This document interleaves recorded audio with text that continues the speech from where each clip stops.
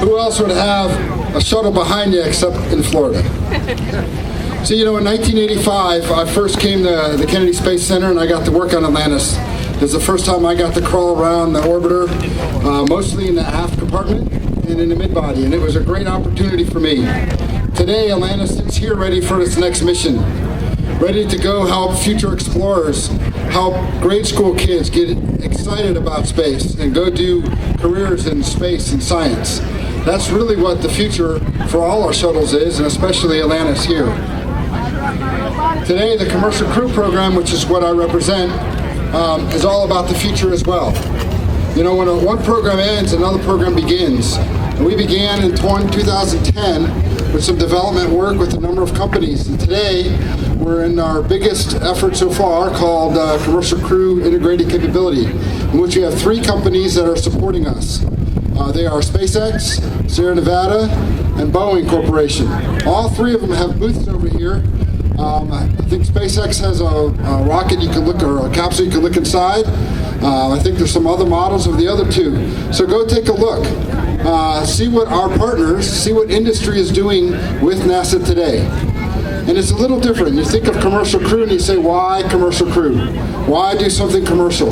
Well, that is our future. If you think about it, that's how the railroad started in the 1850s, 1870s. It was a partnership between industry, the railroads, and the government for the land that the railroads had to go over. You think about airmail.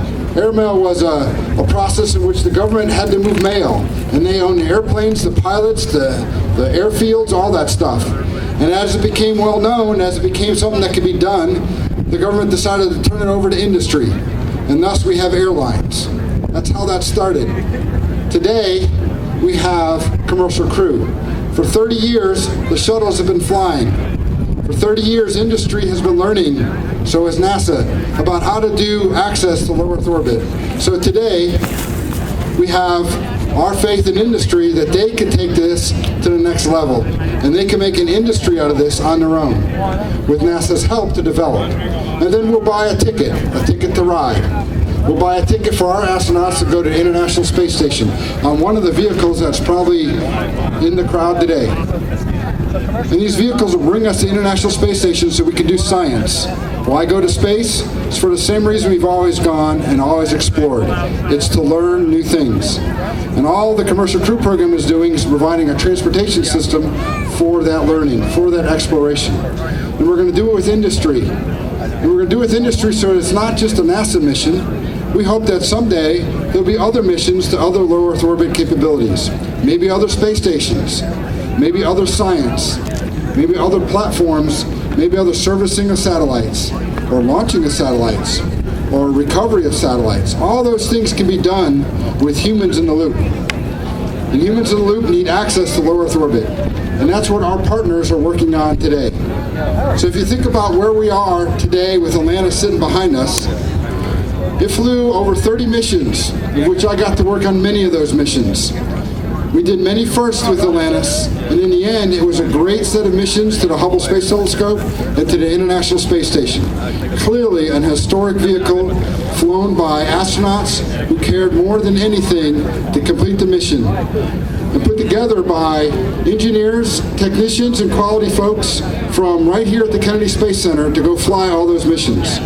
In the future, our Commercial Crew vehicles will be launched from right here from the Kennedy Space Center at Cape Canaveral.